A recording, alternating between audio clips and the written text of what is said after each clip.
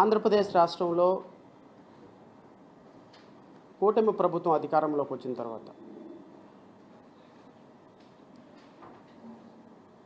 అభివృద్ధి జరుగుతుందో లేకపోతే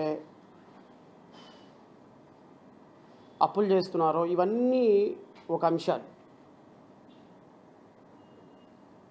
1956 నుంచి ఆంధ్రప్రదేశ్ రాష్ట్రం పుట్టిన తర్వాత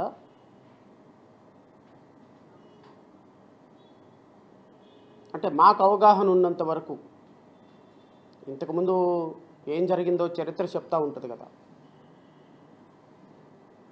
మాకు అవకాశం ఉన్నంత వరకు, మాలాంటి వారికి కొద్దిగా గొప్ప అవగాహన ఉన్నంత వరకు ఈ రాష్ట్రంలో, తెలంగాణ రాష్ట్రంలో ఉన్న పాత బస్తీని మినహాయిస్తే ఈ రాష్ట్రంలో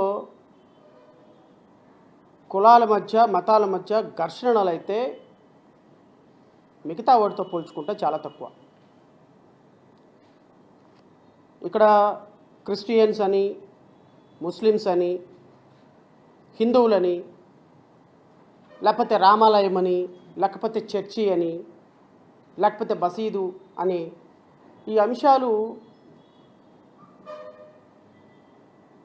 నాకు తెలిసినంత వరకు, మాకు అవగాహన ఉన్నంత వరకు ఆంధ్రప్రదేశ్ రాష్ట్రంలో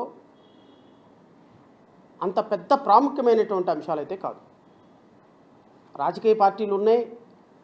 ఎన్టీఆర్ తెలుగుదేశం పార్టీ పెట్టారు.